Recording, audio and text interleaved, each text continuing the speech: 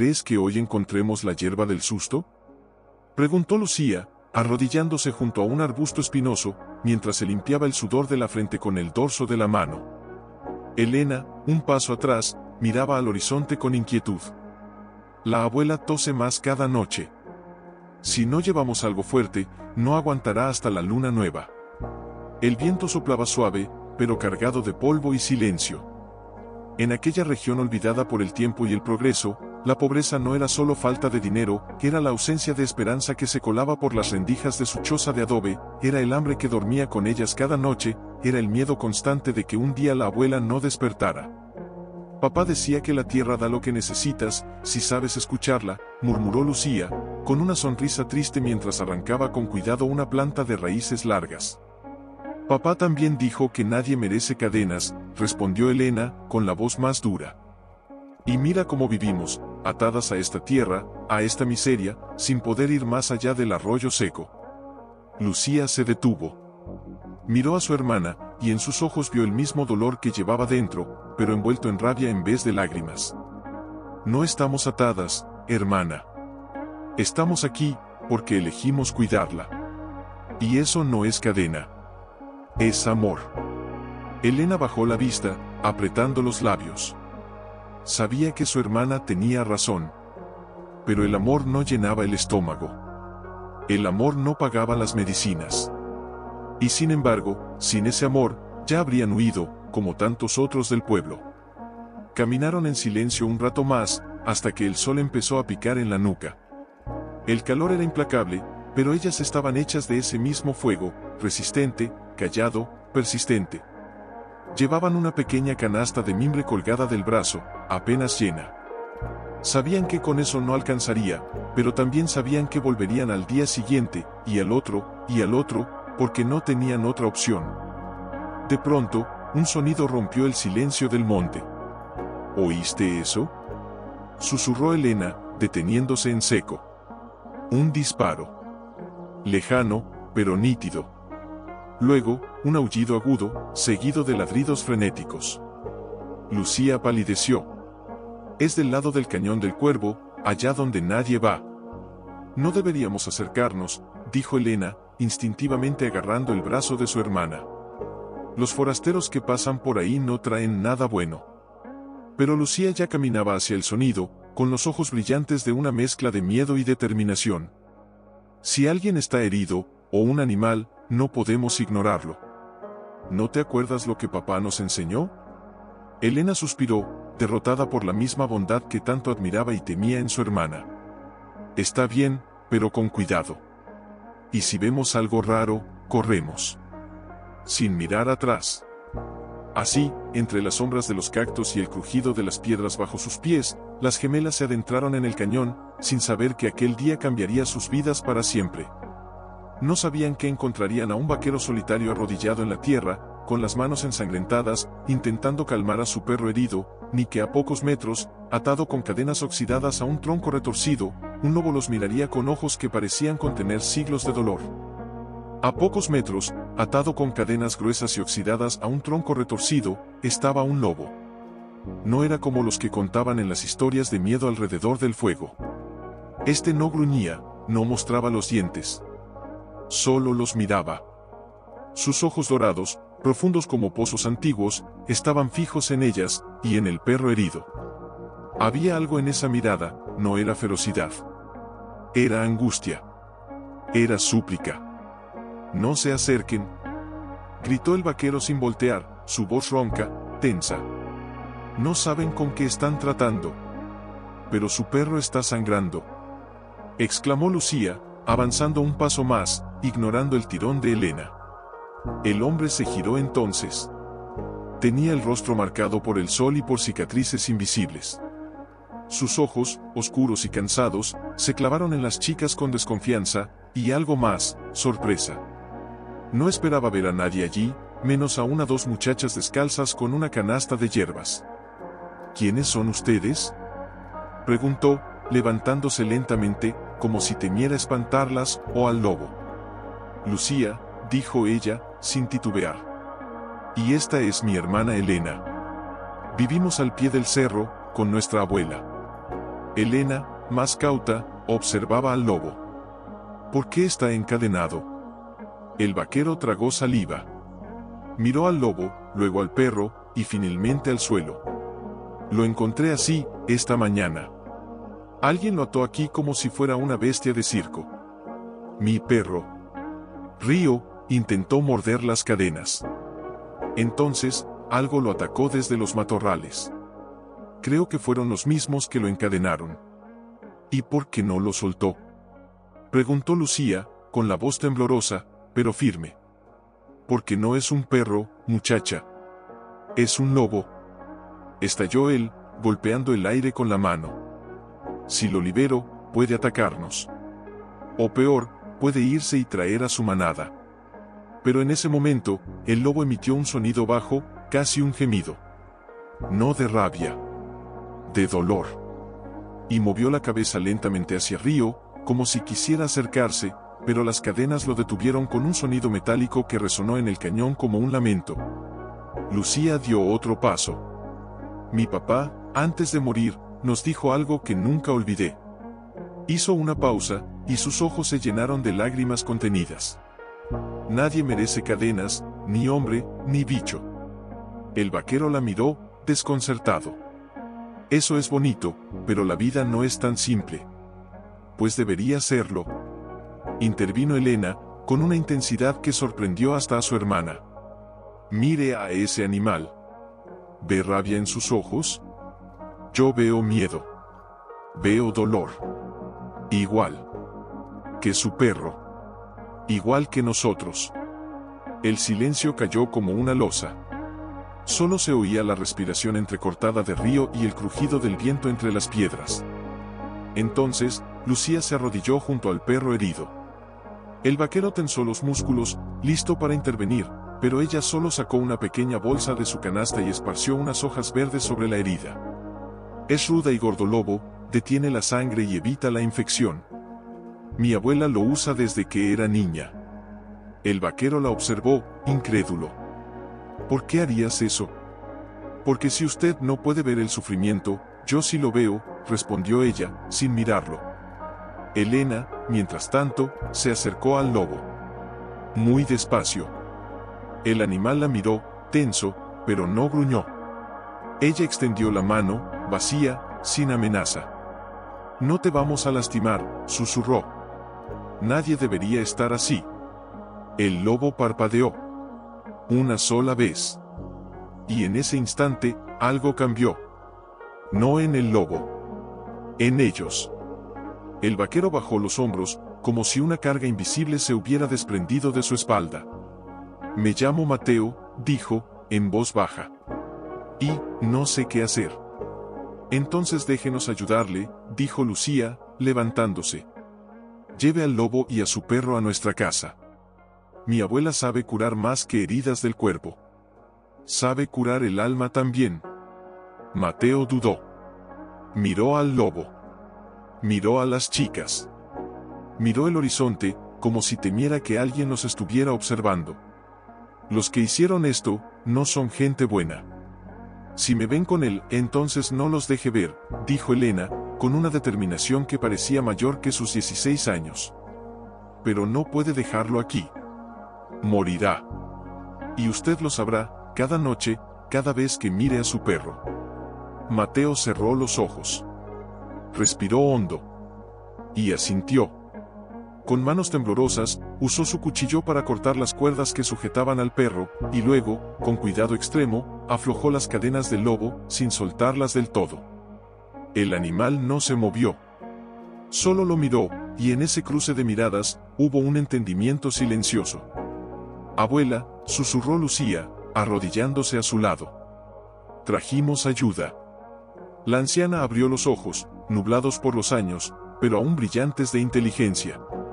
Su mirada se posó primero en Mateo, luego en el perro herido que jadeaba junto a la puerta, y finalmente en el lobo, que Mateo mantenía sujeto con una cuerda improvisada, tenso pero quieto. Ah, murmuró ella, con una voz que sonaba como hojas secas al viento. El lobo ha vuelto. ¿Lo conoce, abuela?, preguntó Elena, sorprendida. No a ese, pero conozco su historia. tosió, y Lucía le acercó un cuenco con agua tibia. Hay lobos que no son lobos, y cadenas que no se ven. Mateo frunció el ceño. No entiendo, no hace falta entender, dijo la abuela, cerrando los ojos un instante. Solo hay que sentir. ¿Lo sientes, vaquero? Él no respondió. Pero sus manos, que aún sostenían la cuerda, temblaron. Lucía ya estaba preparando una infusión con raíces y flores secas, mientras Elena limpiaba la herida de Río con un paño húmedo. El perro, aunque débil, movía la cola al sentir el tacto suave de la chica. El lobo, en cambio, no se movía. Solo observaba. Sus ojos dorados iban de la abuela al perro, de las gemelas a Mateo, como si estuviera memorizando cada rostro, cada gesto. ¿Por qué lo encadenaron?, preguntó Elena, sin dejar de curar a Río. ¿Quiénes harían algo así? Mateo se sentó en un banco bajo, con la cabeza entre las manos. Don Raimundo. Un hacendado del valle. Tiene una colección. Animales raros. Lobos, águilas, hasta un oso, dicen. Los mantiene encerrados, los muestra a sus invitados como trofeos. Apostan sobre quien puede domarlos o matarlos. ¿Y usted trabajaba para él?, preguntó Lucía, sin mirarlo, mientras exprimía las hierbas en el cuenco. Él asintió, con la voz quebrada. Hasta que vi lo que le hizo a un jaguar, solo porque no quiso comer de su mano. Lo azotó hasta que dejó de moverse. Esa noche, me fui. Me llevé a Río, y juré nunca volver. Pero ahora, dijo Elena, levantando la vista. Ahora tiene al lobo. Y si don Raimundo descubre que está aquí, nos matará, completó Mateo, con una calma aterradora. A todos. Un silencio pesado cayó sobre la choza. Afuera, el viento aullaba como si también supiera lo que se avecinaba. Fue entonces cuando el lobo se movió. Con lentitud, como si cada gesto fuera una decisión, se acercó a la abuela. Mateo se puso de pie de un salto, listo para intervenir, pero la anciana levantó una mano temblorosa. Déjalo, susurró. El lobo se detuvo a un paso de ella. Bajó la cabeza, casi como una reverencia. Y entonces, con una delicadeza inesperada, rozó su hocico contra la manta que cubría las piernas de la abuela. Ella sonrió. Siente tu dolor, y el nuestro. Por eso vino. ¿Qué quiere decir?, preguntó Lucía, con el corazón acelerado. Que no es un lobo cualquiera, dijo la abuela, acariciando el aire cerca de la cabeza del animal, sin tocarlo. Alguien lo marcó, pero su alma no está domesticada. Está herida. Igual que ustedes. En ese momento, un ruido afuera los heló, el crujido de una rama seca bajo una bota. Todos contuvieron la respiración. Mateo apagó la lámpara de aceite con un soplido. La choza se sumió en la penumbra. Solo la luz de la luna, que se colaba por una rendija en el techo, iluminaba los ojos del lobo, brillando como brasas en la oscuridad. ¿Quién anda ahí?, susurró Elena, pegada a la pared. Nadie respondió. Pero el sonido de pasos lentos, deliberados, se acercó a la puerta. Río gruñó, débil pero alerta. El lobo se puso rígido, los músculos tensos, las orejas erguidas. Lucía tomó la mano de su hermana. Mateo desenvainó su cuchillo, con los nudillos blancos. La puerta chirrió.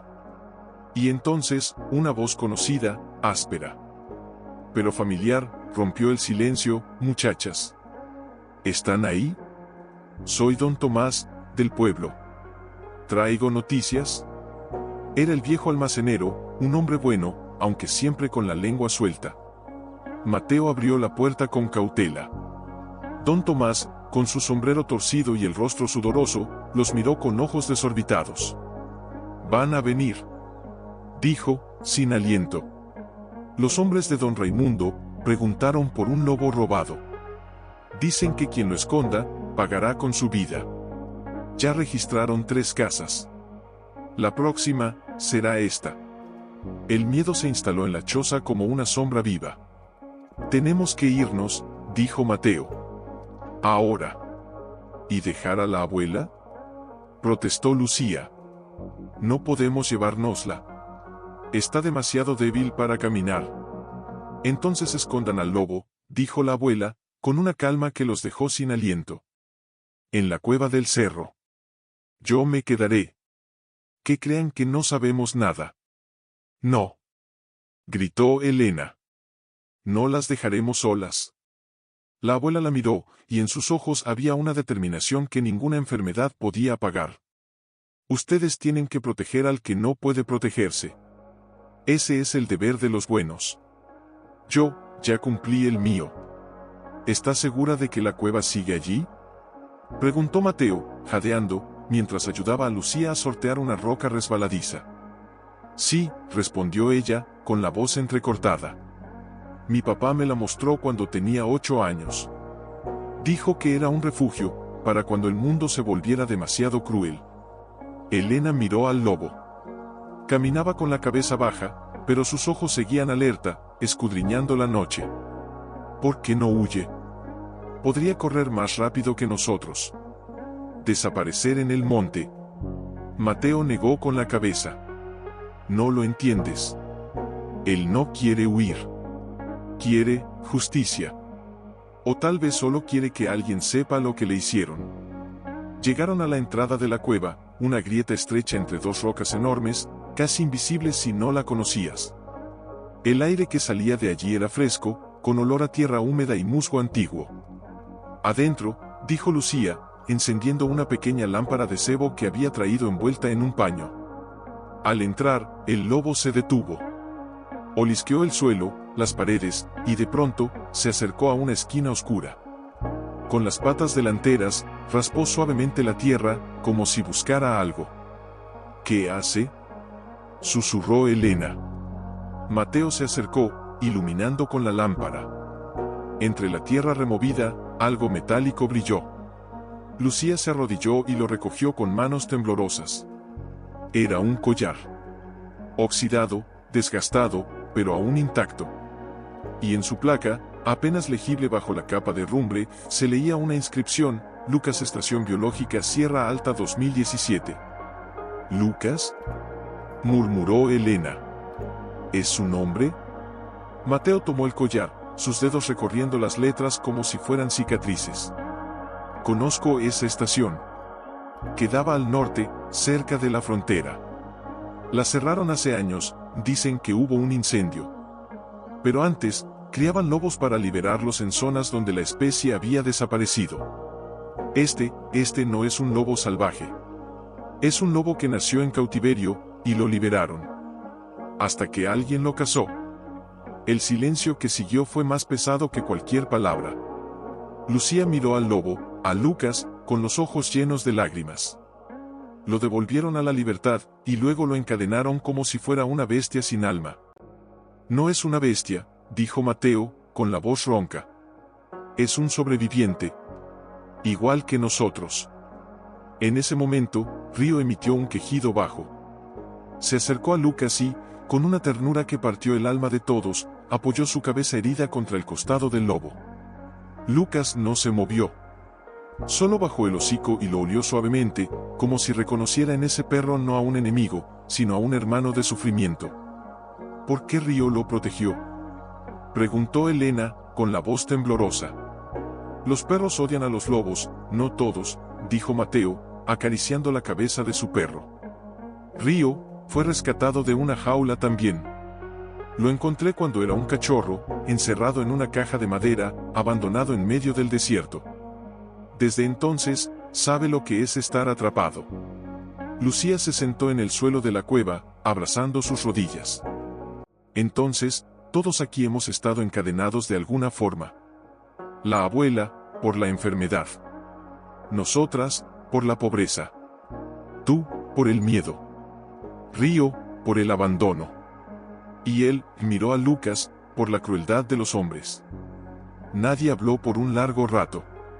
Solo el crujido de la mecha de la lámpara y la respiración acompasada de los animales rompían el silencio.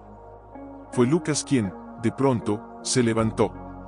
Caminó hasta la entrada de la cueva y se quedó allí, inmóvil, mirando hacia el valle. La luna iluminaba su silueta, recortada contra el cielo estrellado, como una estatua de sombra y orgullo. ¿Qué ve?, susurró Elena. Algo viene, dijo Mateo, poniéndose de pie. Y entonces lo oyeron, el ruido distante de motores. Varios. Acercándose. Son ellos, exclamó Lucía, apagando la lámpara de un soplido. Don Raimundo. No pueden vernos aquí, dijo Mateo, con urgencia. Tienen que esconderse. Yo los distraeré. No, gritó Elena. ¿No va solo? Sí, respondió él, con una firmeza que no admitía réplica. Ustedes cuiden de Lucas. Si me atrapan, digan que no saben nada. Que nunca me vieron. Pero te matarán. Lloró Lucía. Mateo la miró, y en sus ojos había una paz que no habían visto antes. Quizá. Pero si logro que se alejen de aquí, ustedes tendrán una oportunidad. Y él señaló a Lucas, también. Antes de que pudieran detenerlo, salió de la cueva y desapareció entre las sombras del cerro. Las gemelas se abrazaron, temblando. Río se acurrucó junto a Lucas, como si supiera que debía protegerlo. ¿Y Lucas? Lucas miró una última vez hacia donde Mateo había desaparecido, y luego, con un movimiento lento, se acercó a las chicas. Se sentó frente a ellas. Y, con una suavidad que parecía imposible en un animal tan grande, apoyó su cabeza en las rodillas de Lucía. Ella rompió en llanto. No de miedo. De gratitud. Porque en ese gesto, el lobo no les estaba pidiendo ayuda. Les estaba ofreciendo su confianza. Ojos dorados se clavaron en la entrada, fijos, inmóviles, como si estuviera escuchando algo que ellas no podían oír. ¿Qué hace?, susurró Elena, agarrando la mano de su hermana. SHHH, Lucía apenas movió los labios. Está escuchando a Mateo. Y entonces, como si el viento trajera su eco, un disparo retumbó en la distancia. Uno solo. Luego, silencio. El corazón de Lucía se detuvo. No. Gimió, llevándose las manos a la boca. Lucas emitió un sonido bajo, gutural, que no era un gruñido, sino algo más antiguo, un lamento. Dio 2 pasos hacia la entrada, pero se detuvo. Miró a las chicas. Miró a Río. Y luego, con una decisión que heló la sangre, se giró y caminó hacia el fondo de la cueva, donde la oscuridad era total. Espéranos, susurró Elena, arrastrándose tras él. La cueva era más profunda de lo que pensaban. Tras una curva estrecha, el techo se elevaba, y el suelo se volvía más suave, cubierto de musgo. Allí, en un rincón, había restos de antiguas mantas, un recipiente de barro roto, y, colgado de una estaca clavada en la roca, un pequeño amuleto de madera con forma de lobo. Este era el escondite de papá, dijo Lucía, reconociendo el amuleto. Venía aquí cuando necesitaba pensar o esconderse. Lucas olisqueó el amuleto. Luego, con cuidado, lo tomó entre los dientes y lo dejó a los pies de Lucía. ¿Por qué?, comenzó ella, pero no terminó. Porque en ese instante, Lucas hizo algo que jamás olvidarían. Se acercó a Río, que aún cojeaba, y con la nariz lo empujó suavemente hacia las chicas. Luego, sin mirar atrás, caminó de regreso hacia la entrada de la cueva. «No», gritó Elena, corriendo tras él. «Vuelve. Te matarán». Pero Lucas no se detuvo. Al llegar al umbral, se detuvo un instante. La luna lo bañó en plata. Y entonces, con un aullido largo, profundo, desgarrador, rompió el silencio de la noche. No era un reto. Era una despedida. Los faros de los vehículos giraron de inmediato, apuntando hacia el cerro. Voces gritaron. Puertas se abrieron. Botas corrieron sobre la tierra seca. «Se fue», gritó Lucía, tirando de su hermana. «Tenemos que irnos. Ahora». Pero Elena se resistía, con los ojos llenos de lágrimas. «No podemos dejarlo. Él nos salvó. Él eligió esto», respondió Lucía, con la voz quebrada. Ahora nosotros debemos honrarlo. Arrastraron a Río, que apenas podía caminar, y se internaron más en la cueva, hasta encontrar una grieta lateral que daba a la ladera opuesta del cerro. Salieron gateando, cubiertas de polvo y sudor, justo cuando los gritos de los hombres llegaban a la entrada principal. Abajo, en el valle, vieron a Lucas corriendo hacia el arroyo seco, atrayendo a los perros de caza y a los hombres con su presencia. Disparos estallaron en la noche. Pero él no se detuvo. Corría como si el viento lo empujara, como si cada paso fuera una promesa. ¿Por qué lo hace?, sollozó Elena, arrodillada en la tierra. ¿Por qué se sacrifica? Lucía la abrazó, temblando. Porque sabe que si lo atrapan a él, nos dejan en paz. Porque prefiere morir libre, que vernos encadenadas por el miedo. En ese momento, una figura emergió de entre los matorrales. Era Mateo. Herido, sangrando del brazo, pero vivo. Al verlas, cayó de rodillas. Gracias a Dios. Jadeó. Vi a Lucas, salió corriendo como un rayo. Los atrajo lejos de aquí. Está. No pudo terminar Lucía. Mateo bajó la cabeza. No lo sé. Pero si hay alguien que puede sobrevivir a eso, es él. Permanecieron allí, escondidos entre las rocas, mientras los vehículos se alejaban tras la estela del lobo. El amanecer empezaba a teñir el horizonte de rosa pálido, como si el cielo también llorara. Horas después, exhaustos y con Río apenas consciente, regresaron a la choza. La abuela los esperaba despierta, como si hubiera sentido cada latido de sus corazones. ¿Lo salvaron?, preguntó, con voz débil. No, dijo Elena, con los ojos secos ya de tanto llorar. Él nos salvó a nosotras. La abuela sintió, como si lo hubiera sabido desde siempre. Los lobos no mueren cuando los matan, solo cuando los olvidan. Y ustedes, nunca lo olvidarán. Esa noche, mientras la abuela dormía y Río descansaba junto al fuego, Lucía sacó el collar oxidado y lo colgó de una viga en el techo. Para que siempre nos recuerde, dijo. Y en el silencio que siguió, juraron algo sin palabras, que mientras tuvieran aliento, lucharían contra las cadenas, sean de hierro, de miedo o de silencio. Ya no vendrá, dijo Elena una tarde, sentada en el umbral, con la mirada perdida en el valle. ¿Lo atraparon, o lo mataron? Lucía no respondió. Estaba arreglando una red vieja, pero sus dedos temblaban tanto que dejó caer la aguja. No lo creo. Si hubiera muerto, lo sentiríamos. Como cuando murió papá. El aire se vuelve pesado, y el corazón sabe.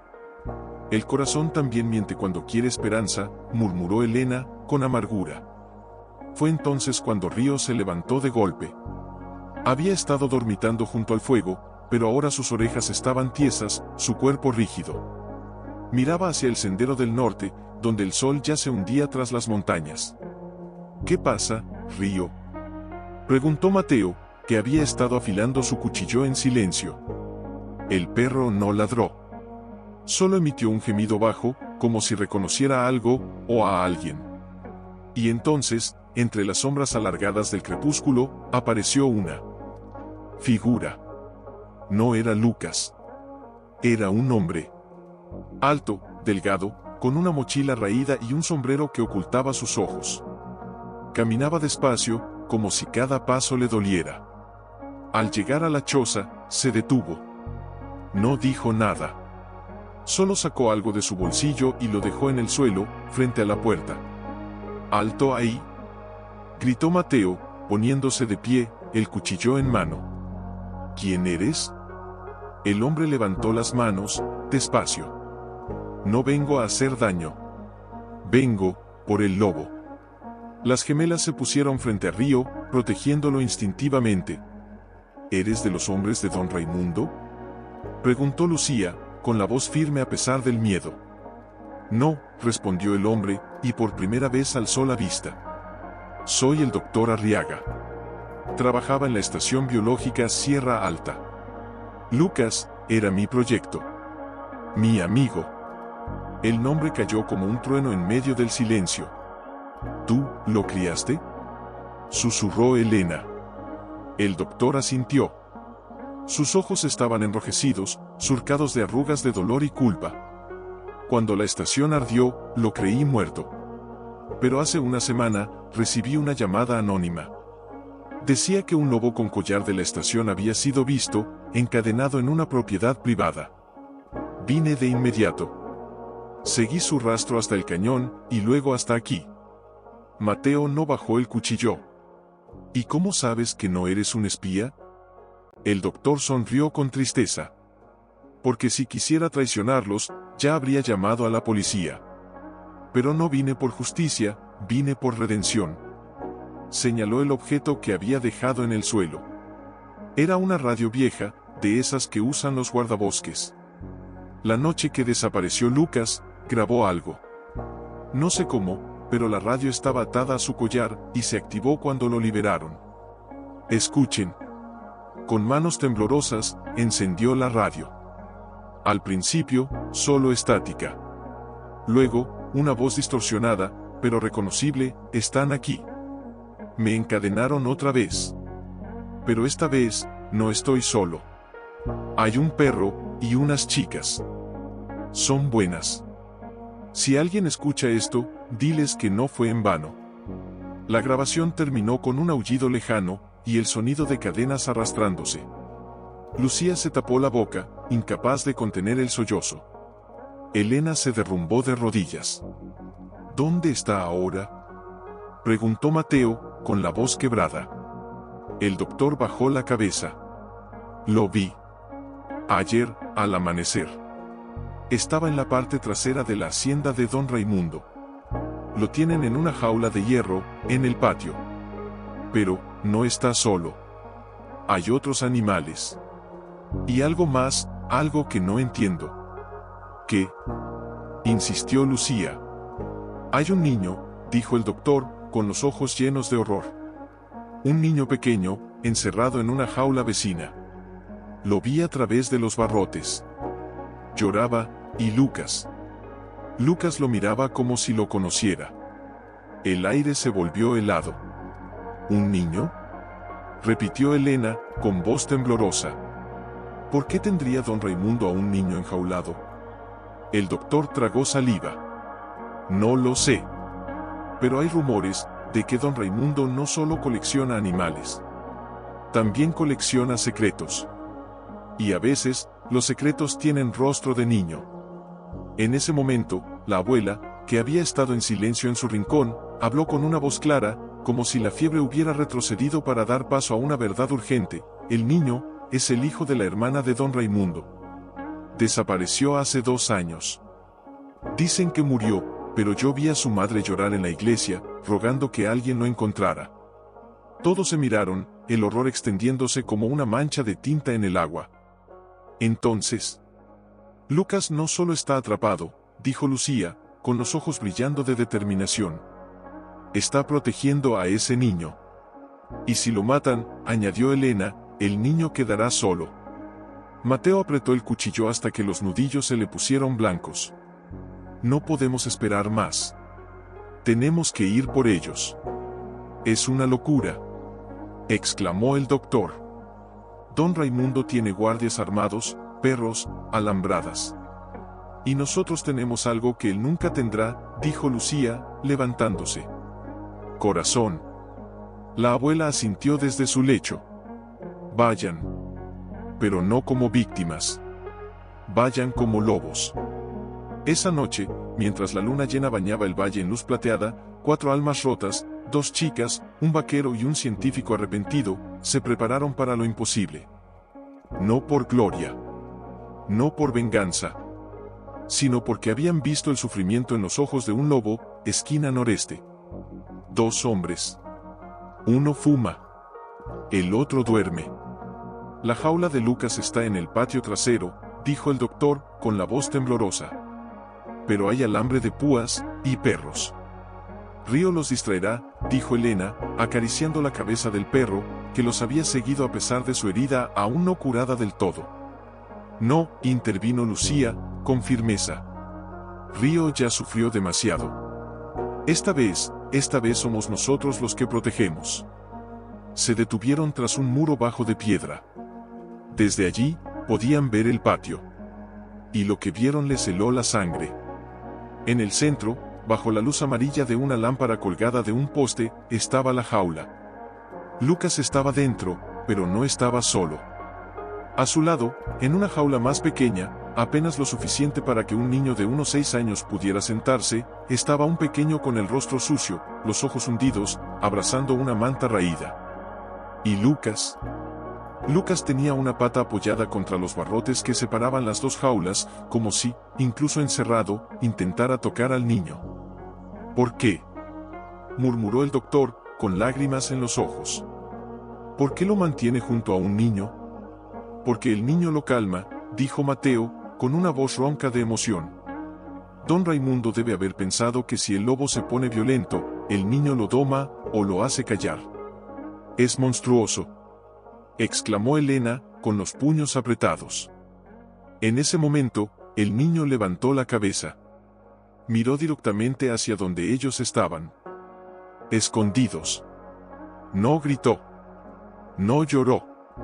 Solo abrió los ojos, y asintió, casi imperceptiblemente. «Nos vio», susurró Lucía. «No», dijo Mateo, observando con atención. «Nos esperaba». Fue entonces cuando Lucas se puso de pie. Giró su cabeza lentamente, como si hubiera sentido su presencia. Y aunque no podía verlos, sus ojos dorados se clavaron en la oscuridad, y aulló. No fue un aullido largo ni desgarrador. Fue corto. Suave. Casi como un susurro. Pero fue suficiente. Los perros de guardia, que dormitaban en sus casetas, levantaron las orejas. Los guardias se movieron. Uno se puso de pie, murmurando algo. «Ahora», dijo Mateo. El doctor se quedó atrás con una mochila llena de herramientas, alicates, alambre, una sierra pequeña. Las gemelas y Mateo se deslizaron por el costado oeste, donde la sombra del granero los cubría. Río, obedeciendo una orden silenciosa de su amo, se quedó quieto, listo para actuar si era necesario. Al llegar al muro trasero, Mateo trepó primero. Con movimientos ágiles, heredados de años en el campo, saltó al otro lado y les hizo una seña. Elena fue la siguiente, luego Lucía.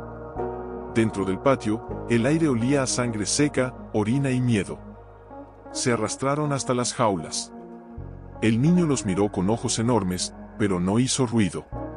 Solo señaló con el dedo hacia la torre, un guardia se acercaba. «Rápido», susurró Lucía, mientras Mateo usaba los alicates del doctor para cortar los candados. Los barrotes crujieron. Lucas no se movió. Solo miraba al niño, como diciéndole, «Aguarda». «Ya casi», jadeó Mateo. Pero entonces, una voz rasgó la noche, alto. «¿Quiénes diablos son ustedes?». Era don Raimundo. Salía de la casa principal, con una escopeta en la mano y una sonrisa cruel en los labios. Detrás de él, 4 guardias armados. «Sabía que vendrían», dijo, riendo.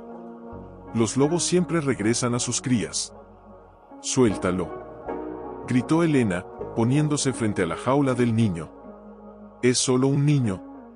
«Ah, sí», dijo don Raimundo, acercándose con paso lento. «Mi sobrino. El pequeño Sebastián. Mi hermana pensó que podría escapar con él, pero olvidó una cosa: en esta tierra, yo soy la ley. Y él», señaló a Lucas, «es mi trofeo más valioso. Lo atrapé 2 veces. La tercera, será la definitiva». «No lo atrapó», gritó Lucía, con los ojos llenos de lágrimas. «Él vino a proteger a ese niño». Don Raimundo se detuvo. Frunció el ceño. «¿Protegerlo? ¿Un lobo?». «Sí», dijo el doctor, apareciendo detrás del muro, con las manos en alto. «Porque ese niño es el hijo de una bióloga que trabajaba conmigo. Ella lo trajo a la estación cuando era un bebé. Lucas lo conoció desde entonces. Crecieron juntos. Cuando la estación ardió, ella murió intentando salvarlos a ambos. Pero Lucas logró escapar, con el niño a cuestas. El silencio que siguió fue absoluto. Incluso los grillos callaron. Don Raimundo miró al niño. Miró al lobo. Y por primera vez, su sonrisa se quebró. Mentiras, masculló. Todo mentiras. Pero el niño, Sebastián, habló por primera vez. Con una voz débil, pero clara: Lucas me salvó del fuego. Me llevó a la carretera. Pero unos hombres me atraparon y me trajeron aquí. Él me siguió. Siempre me sigue. Don Raimundo palideció. Retrocedió un paso. Y en ese instante, Mateo terminó de abrir la jaula. Lucas salió. No corrió. No atacó. Solo caminó hacia Sebastián, rompió los barrotes de la jaula del niño con una fuerza que parecía sobrenatural, y se arrodilló frente a él. El niño abrazó su cuello, llorando. ¡Fuego!, gritó uno de los guardias, alzando su arma. ¡No!, rugió Mateo, lanzándose contra él. Pero antes de que disparara, un aullido colectivo retumbó en las montañas. Y desde la oscuridad del bosque, surgieron sombras. Más lobos. No eran muchos. 3. 4. Pero sus ojos brillaban en la noche como brasas vivas. La manada, susurró el doctor, asombrado. Nunca abandonó la zona. Lo estaban esperando. Don Raimundo retrocedió, asustado por primera vez en su vida. Disparen. Disparen a todo. Pero los guardias dudaron. Porque en ese momento, las luces de varios vehículos se encendieron en el camino. Y una voz fuerte, amplificada por un megáfono, resonó en la noche: Policía Federal. Depongan las armas. Era el periodista del pueblo, el que Mateo había contactado en secreto días atrás. Mientras los guardias se rendían, Lucas tomó suavemente la mano de Sebastián con los dientes y lo guió hacia Lucía. Ella lo abrazó, llorando. «Estás a salvo ahora», le dijo. Y Lucas, con la cabeza alta, miró a la luna, y aulló. No de dolor. Mientras, el doctor Arriaga abrazaba a Sebastián, murmurando palabras en latín y en español, como si rezara y diagnosticara al mismo tiempo. «Está desnutrido, pero vivo. Gracias a ti, Lucas. Gracias a ti». El lobo no respondió. Solo movió las orejas al escuchar su nombre, como si reconociera que su misión aún no terminaba. Mateo, con la herida del brazo vendada con un pañuelo improvisado, se acercó a Lucía. ¿Estás bien? Ella sintió, pero sus ojos estaban fijos en Lucas. Él no va a irse con ellos, ¿verdad? ¿Con quién? ¿Con los del santuario, o con la policía? Lo vi en sus ojos. No quiere jaulas, ni siquiera las de la protección. Antes de que Mateo pudiera responder, un hombre alto, con traje oscuro y gafas, se acercó. «Soy el director del Santuario de Vida Silvestre del Norte», dijo, con voz suave pero firme. «Vinimos por Lucas. Lo llevaremos a un refugio seguro. Allí podrá vivir en un recinto grande, con otros lobos, sin peligro». Lucas giró la cabeza lentamente hacia él. Lo miró. Y luego, con un movimiento casi imperceptible, dio un paso atrás. «No», dijo Elena, adelantándose. «Él no quiere eso. Quiere la montaña. Quiere ser libre, de verdad». «Entiendo su emoción», respondió el hombre, «pero la ley es clara. Un lobo con historial de contacto humano no puede ser liberado. Es peligroso, para él y para los demás. Él salvó a un niño», gritó Lucía, con los ojos llenos de lágrimas. «¿Eso no cuenta?». El director suspiró. «Cuenta, pero no cambia la norma». En ese momento, Sebastián se soltó del abrazo del doctor y caminó, tambaleante, hacia Lucas. Todos contuvieron la respiración. El niño extendió la mano. Y Lucas, con una ternura que partió el alma de todos los presentes, apoyó su hocico en esa manita sucia. «Él me cuida», dijo Sebastián, con voz clara. «No me hace daño. Me canta por las noches, con sus aullidos». El director miró al niño. Miró al lobo. y algo en su rostro se quebró. Tal vez, murmuró, tal vez hay excepciones. Pero antes de que pudiera decir más, un ruido sordo retumbó en el cielo. Todos alzaron la vista. Un helicóptero. No era de la policía. No tenía insignias. Solo un número pintado en el costado, y una puerta abierta desde donde asomaban hombres con ropa táctica y miradas frías. «¡Maldita sea!», gritó el oficial. «Es el grupo privado de seguridad de Raimundo. Se fueron antes del operativo. ¡Corran!», ordenó Mateo. Pero era tarde. El helicóptero descendió rápidamente sobre el patio trasero, levantando una tormenta de polvo y hojas secas. De su interior saltaron 3 hombres armados, con pasamontañas negros. Uno de ellos llevaba una red pesada y un tranquilizante de largo alcance. «¡El lobo!», gritó uno. «Don Raimundo lo quiere vivo o muerto». Lucas gruñó por primera vez. Un sonido bajo, gutural, que hizo retroceder incluso a los perros de la policía. Empujó suavemente a Sebastián hacia Lucía y se colocó frente a todos, como un escudo.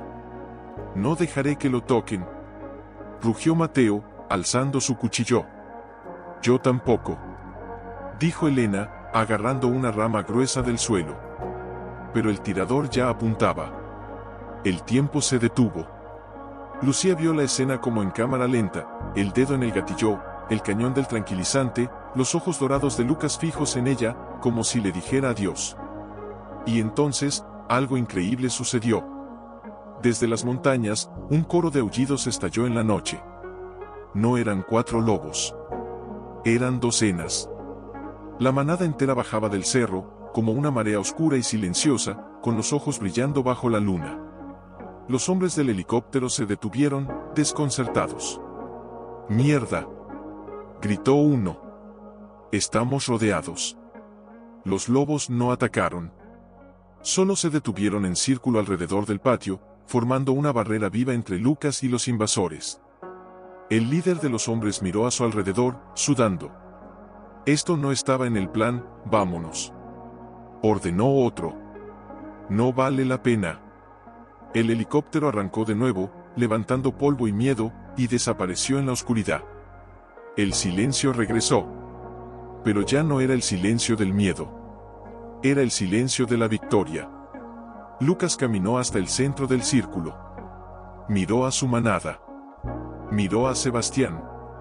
Miró a las gemelas, a Mateo, al doctor, y luego, con un último aullido suave, dio media vuelta y comenzó a caminar hacia las montañas.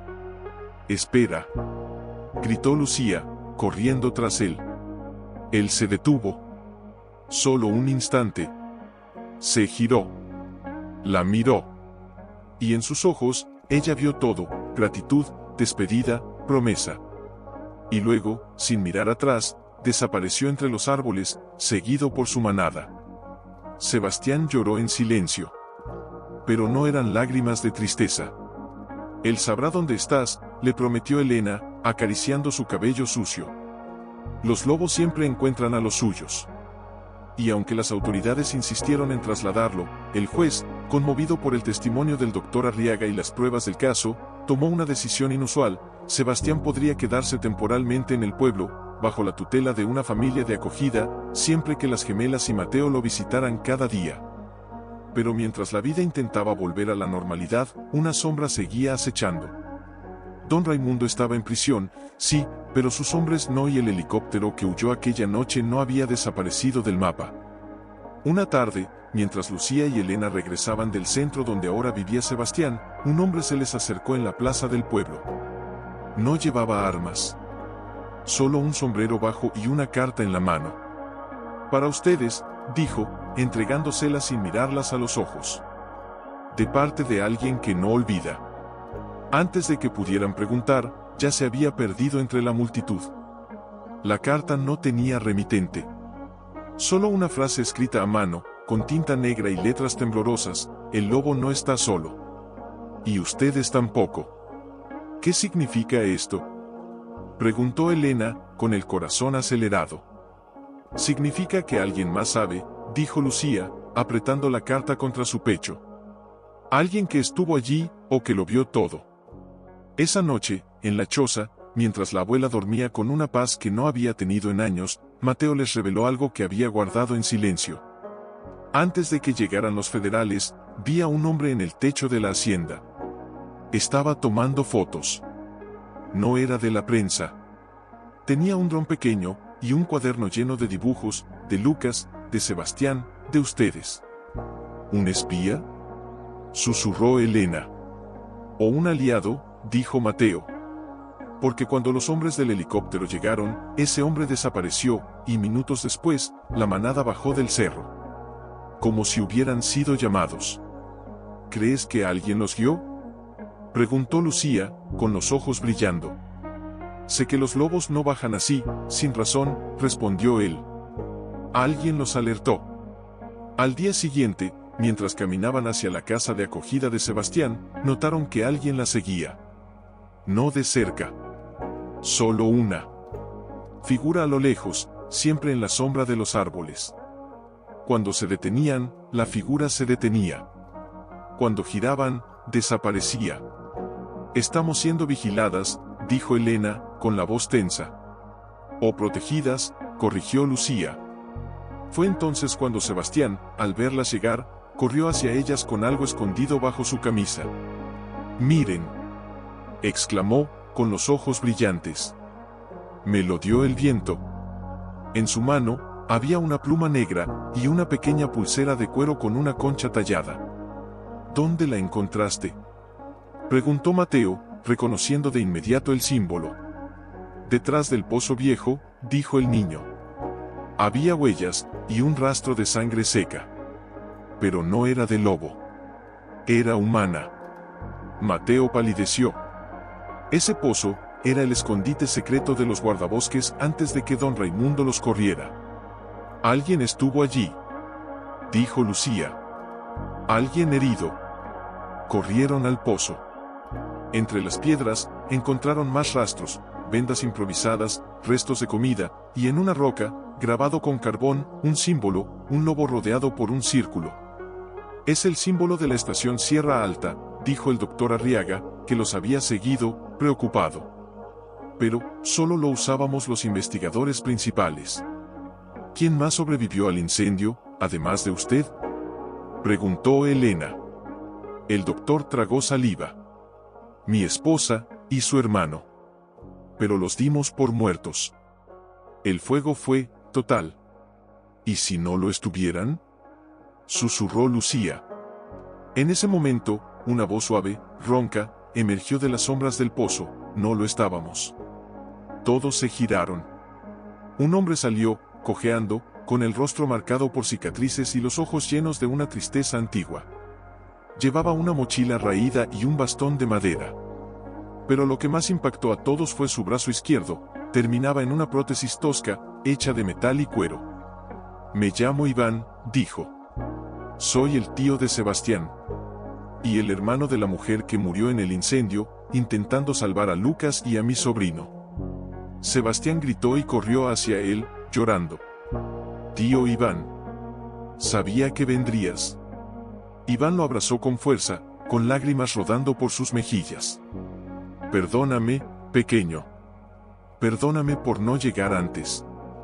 «¿Dónde estabas?», preguntó Mateo, con cautela. «Escondido. Herido. Vigilando. Desde el día del incendio, he seguido a Lucas. Él me guió hasta Sebastián, y ustedes me guiaron hasta la verdad».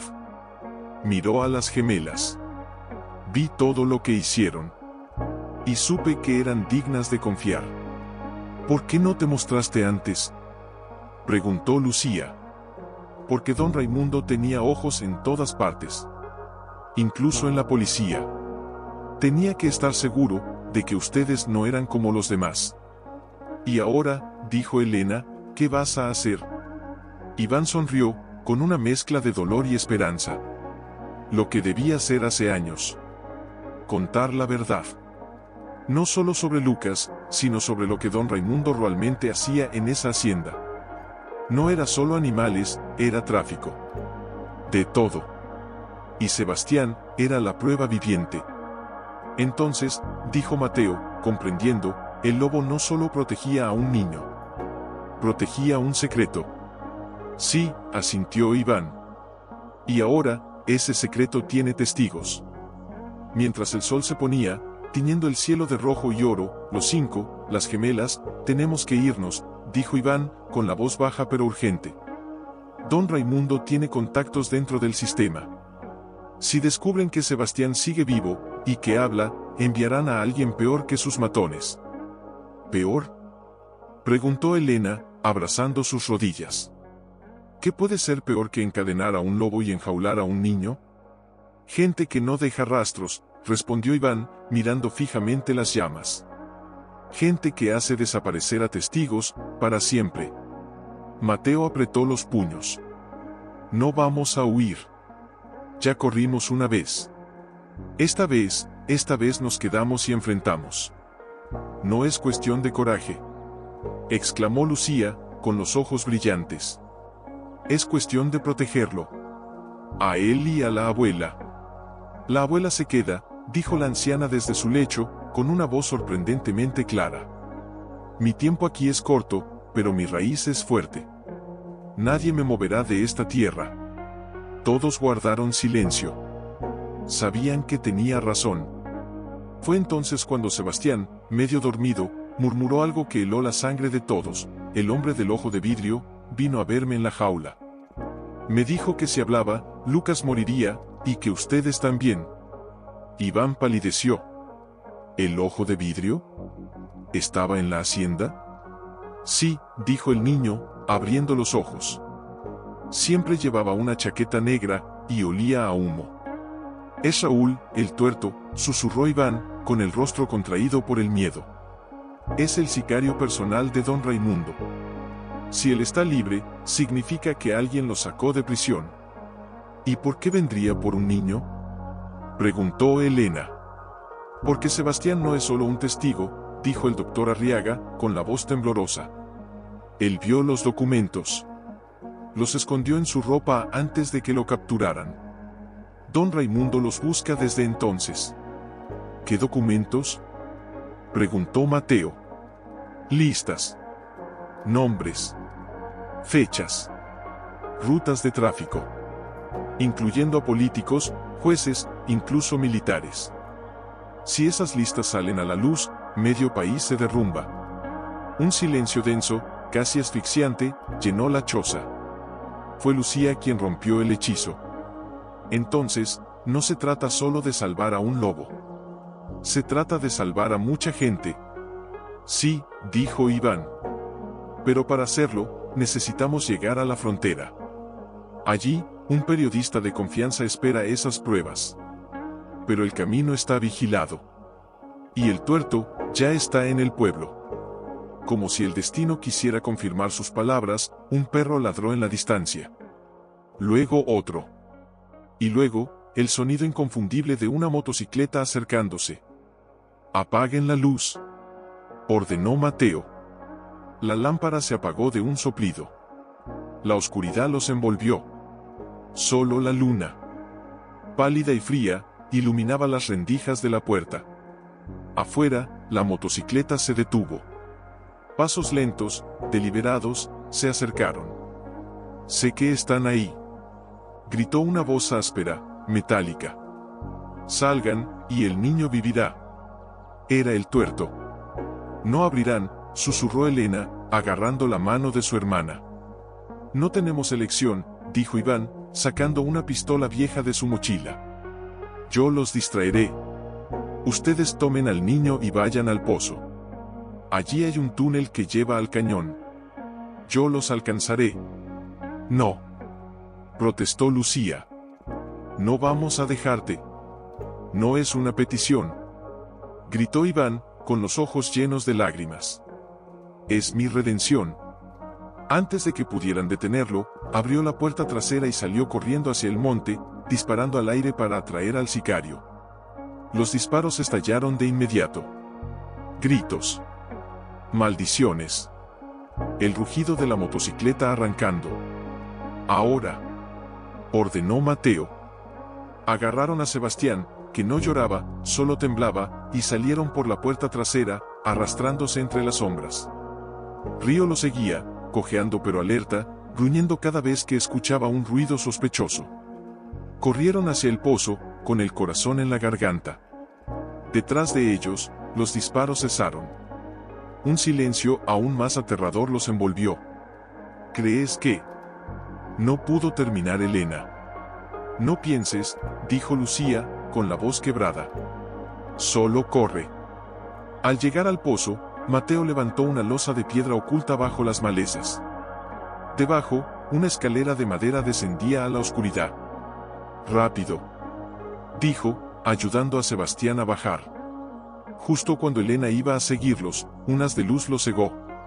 ¡Alto!, gritó una voz desde la oscuridad. Era el tuerto. Estaba solo, con el ojo bueno fijo en ellos, y una pistola apuntando directo al corazón de Lucía. El niño, o la chica, dijo, con una sonrisa cruel. Elijan. Lucía no dudó. Tómame a mí. Déjalo ir. No, gritó Elena. Yo soy la mayor. Llévame a mí. Silencio, rugió el tuerto, apuntando ahora a Elena. Los dos, o ninguno. En ese instante, un aullido cercano los paralizó. No venía de la montaña. Venía del bosquecillo a sus espaldas. Y luego, otro. Y otro más. Las sombras entre los árboles se movieron. Ojos dorados brillaron en la oscuridad. La manada había regresado. El tuerto retrocedió un paso, nervioso. Malditos animales. Pero no tuvo tiempo de reaccionar. De entre los árboles, Lucas emergió. No corrió. No gruñó. Solo caminó hacia él, con la cabeza baja, pero los ojos fijos en los suyos. «Aléjate, bestia», gritó el tuerto, disparando al aire. El disparo resonó como un trueno.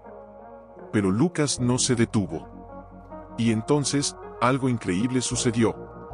Sebastián, desde el fondo del pozo, gritó con todas sus fuerzas: «Lucas, no. No lo mates.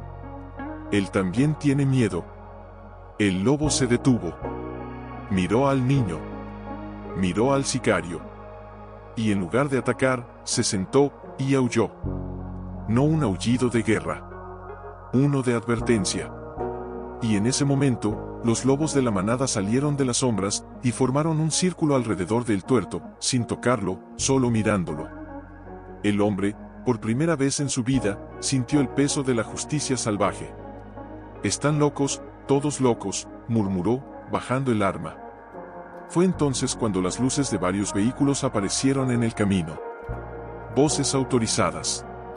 Era la Policía Federal, la verdadera. El tuerto intentó huir, pero los lobos lo rodearon, bloqueando cada salida. «No disparen», gritó Mateo. «Él se rinde». Y así fue. Mientras lo esposaban, el tuerto miró a Lucas una última vez. «¿Por qué no se fue con los demás?», preguntó Elena, acercándose con cautela, como si temiera romper un hechizo. Lucas no respondió, claro. Pero giró la cabeza hacia el este, donde el cielo empezaba a clarear con los primeros tonos rosados del alba. Y en ese gesto, había una invitación o una advertencia. «Algo viene», dijo Mateo, frunciendo el ceño. «Algo que ni siquiera él puede detener solo». Bajaron a Sebastián del túnel. El niño estaba pálido, pero sus ojos brillaban con una determinación que no correspondía a su edad. En su mano, apretaba algo que nadie había visto antes, un pequeño cuaderno de tapas negras, manchado de tierra y sangre seca. «Lo tenía escondido en el forro de mi camisa», dijo, con la voz temblorosa. «Desde que me encerraron. Lucas me enseñó dónde guardarlo, con su hocico». El doctor Arriaga tomó el cuaderno con manos temblorosas. Al abrirlo, contuvo el aliento. Son los registros, las listas completas. Nombres, fechas, transacciones. Incluyendo pruebas de que don Raimundo no actuaba solo. Hay sellos oficiales, firmas de jueces, militares, incluso un diputado. Si esto se publica, murmuró Iván, que había regresado herido pero vivo, con un corte en la ceja, medio gobierno caerá. Entonces hay que entregarlo, dijo Lucía. Ya. No es tan fácil, intervino Mateo. Si lo llevamos a la ciudad, alguien lo interceptará. A estas alturas, ya saben que el tuerto fue capturado. Saben que tenemos las pruebas. Entonces, ¿qué hacemos?, preguntó Elena, mirando a Lucas, como si él tuviera la respuesta. Y en ese momento, el lobo se levantó. Caminó hasta Sebastián, tomó suavemente el borde de su camisa con los dientes y tiró hacia el norte. «¿Quiere que lo sigamos?», dijo el niño, con los ojos abiertos como platos. «Dice que hay un lugar, donde nadie nos encontrará». «¿Un lugar?», repitió el doctor. «Sí», dijo Iván, recordando algo. La vieja estación de radio abandonada. En la cima del Cerro del Cuervo. Era un puesto de vigilancia de los guardabosques. Tiene antena satelital y un generador solar. Si alguien puede enviar esas pruebas al mundo sin ser rastreado, es desde allí. Pero está a 3 horas de camino, y el terreno es traicionero, dijo Mateo. Lucas lo conoce, dijo Lucía, con una certeza que brotaba del alma. Él nos guiará. No hubo más discusión. Empacaron lo esencial, agua, pan duro, el cuaderno, y la radio del doctor. La abuela, desde la choza, les dio una bolsita de hierbas. Para el miedo, dijo, apretando la mano de Lucía. Y para que el viento los proteja. Subieron al cerro al alba, con Lucas a la cabeza, moviéndose como una sombra entre las rocas.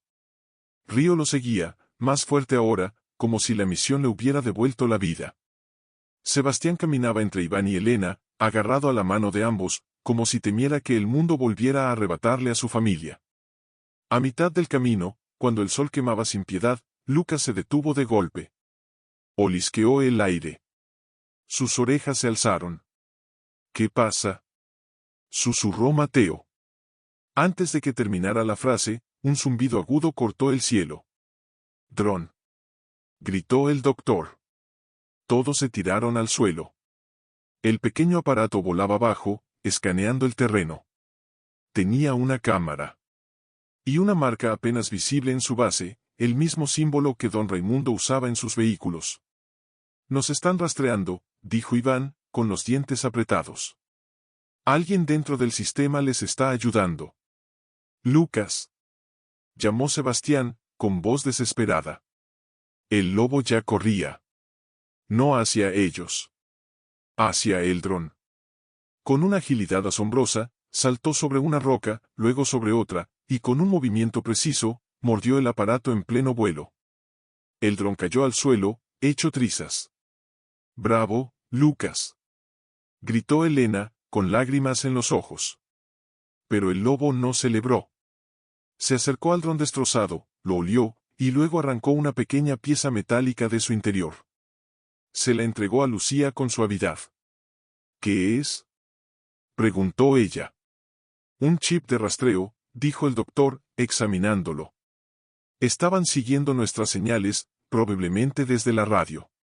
«Entonces, ya saben a dónde vamos», dijo Mateo, con el rostro tenso. «No si cambiamos de ruta», dijo Iván. «Hay un sendero antiguo, por el Cañón de las Lágrimas. Es peligroso, pero invisible desde el aire». Lucas gruñó suavemente. Y empezó a caminar en esa dirección. «Él ya lo sabía», dijo Sebastián, con una sonrisa triste. «Siempre sabe». Avanzaron en silencio, con el corazón en la garganta. Cada sombra parecía esconder un enemigo. Cada ruido, una trampa. Pero Lucas los guiaba con una seguridad que trascendía el instinto. Era como si conociera cada piedra, cada árbol, cada soplo del viento.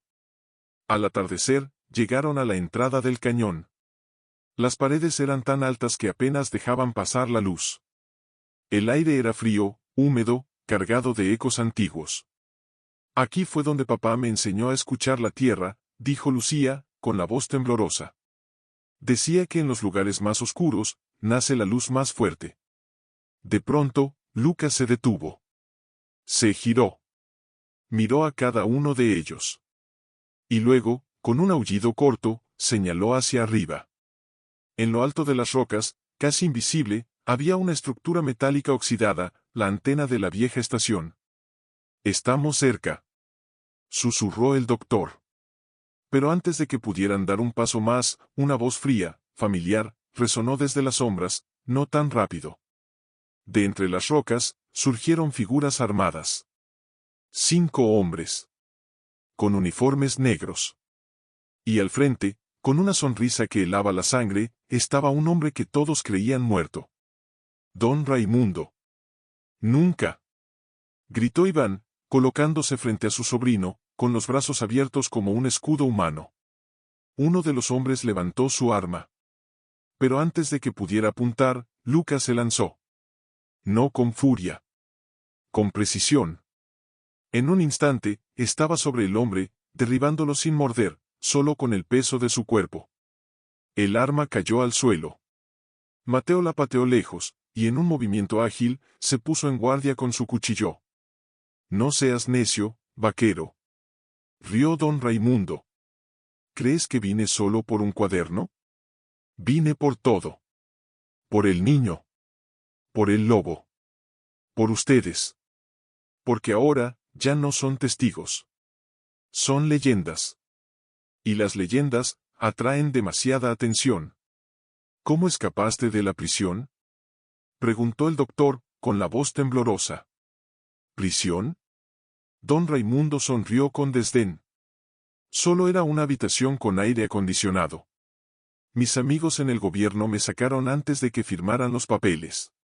Y ahora, tengo una nueva misión, borrar todo rastro de mi error». «Tu error fue creer que podías encadenar lo que nació libre», dijo Lucía, con la voz firme a pesar del miedo que le subía por la garganta. Don Raimundo la miró, y por un instante, algo oscuro cruzó su rostro. «La libertad es un lujo para los débiles. El poder es lo único real». «Entonces nunca entendiste nada», dijo Elena, agarrando la mano de su hermana. «Porque el verdadero poder está en proteger a los que no pueden protegerse». Sebastián, en medio del caos, cerró los ojos. Y susurró algo que solo Lucas pareció oír. El lobo se irguió. Miró al niño. Y luego, con un movimiento lento, se acercó a Lucía y le rozó la mano con el hocico. Después, giró y comenzó a caminar, directo hacia don Raimundo. «Lucas, no», gritó Mateo. Pero el lobo no se detuvo. Don Raimundo rió, sacando una pistola de su cinturón. «¿Vienes a morir con dignidad, bestia?». Lucas se detuvo a 3 metros. Bajó la cabeza. Y entonces, con una suavidad inesperada, dejó caer algo de su boca al suelo. Era un trozo de tela negra. Rasgada. Con el símbolo de la hacienda. «¿Qué es esto?», preguntó don Raimundo, frunciendo el ceño. «Es de la noche del incendio», dijo Iván, con la voz quebrada. «Mi hermana lo llevaba puesto cuando murió. Lucas lo guardó, todos estos años». Don Raimundo palideció. Miró la tela. Miró al lobo. Y por primera vez, su máscara de poder se resquebrajó. Ella. Intentó detenerme», murmuró. «Dijo que estaba loco por querer domesticar a un lobo, y usarlo como arma».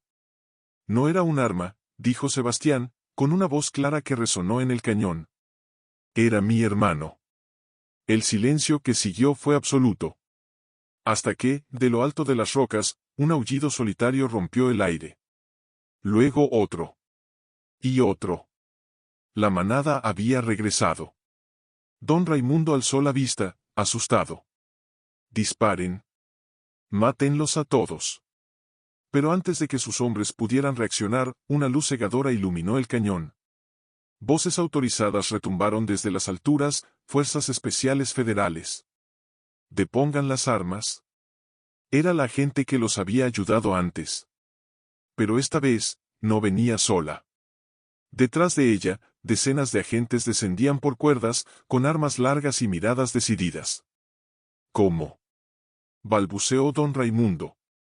«El chip del dron», dijo el doctor, con una sonrisa de alivio. Lo activé antes de que Lucas lo destruyera. Envió nuestra ubicación, y la de ustedes. Don Raimundo rugió de rabia y apuntó su pistola a Sebastián. Si me llevan, él muere. Pero Lucas ya estaba en movimiento. Con una velocidad que parecía imposible, saltó sobre don Raimundo, derribándolo al suelo.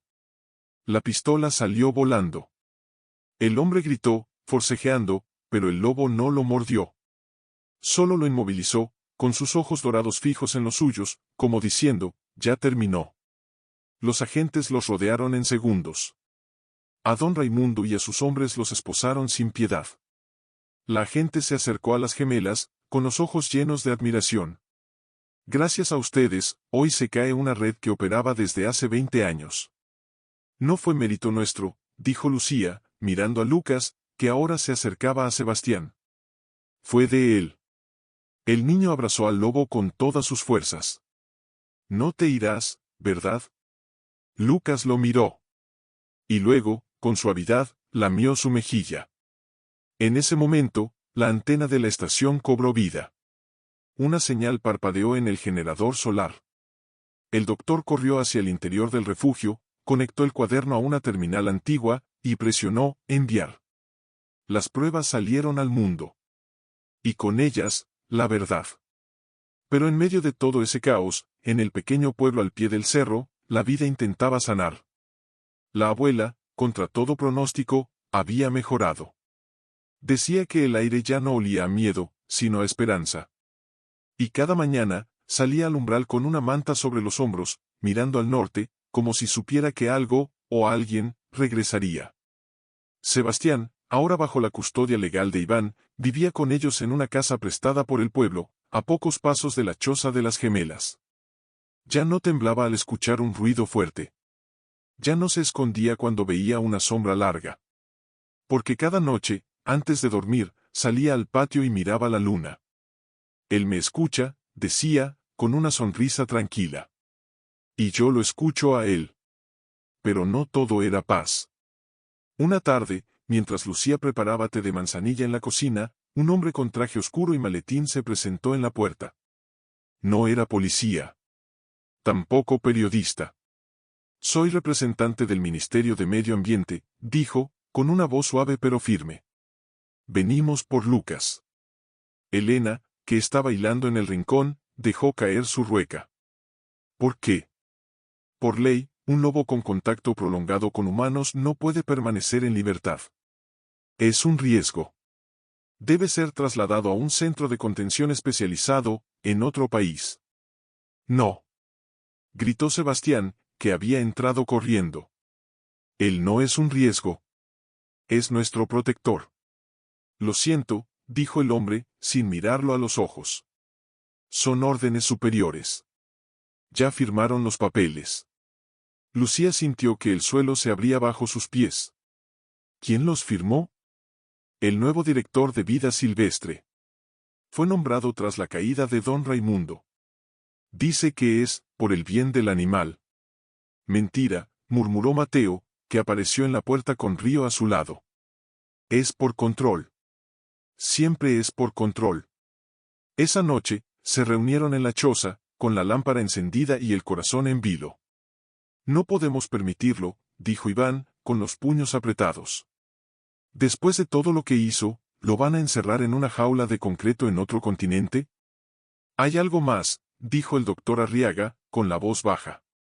Investigué al nuevo director. Antes trabajaba para una fundación, financiada en secreto por los mismos que apoyaban a don Raimundo. Solo cambiaron de máscara. Entonces, esto no terminó, susurró Elena. No, dijo Lucía, mirando por la ventana hacia la montaña. Solo cambió de forma. En ese momento, un aullido suave llegó desde lo alto del cerro. No era de advertencia. Era de llamado. Él lo sabe, dijo Sebastián, poniéndose de pie. Sabe que vienen por él. ¿Y qué hacemos? Preguntó Mateo. ¿Lo escondemos? ¿Lo llevamos a otro país nosotros? No, dijo la abuela, desde su rincón, con una voz clara que sorprendió a todos. No lo escondan. Muéstrenlo. Todos la miraron, desconcertados. Que el mundo lo vea, continuó ella. Que vean sus ojos. Que vean cómo cuida, cómo protege, cómo ama sin pedir nada a cambio. Porque si lo ven, nadie podrá encadenarlo otra vez. Un silencio profundo los envolvió. Y en ese silencio, nació un plan. Al amanecer, Lucía subió al cerro sola. Encontró a Lucas junto a la roca plana donde solía descansar. Se sentó a su lado, sin decir nada. Solo lo miró. Y en sus ojos dorados, vio todo, gratitud, tristeza, determinación. Vienen por ti, dijo, con la voz quebrada. Pero no los dejaremos llevarte. Lucas inclinó la cabeza. Y luego, con suavidad, apoyó su hocico en su regazo. Detrás de él, decenas de vecinos del pueblo se habían reunido, mujeres con sus hijos, ancianos con bastones, jóvenes con miradas firmes. Nadie llevaba armas. Solo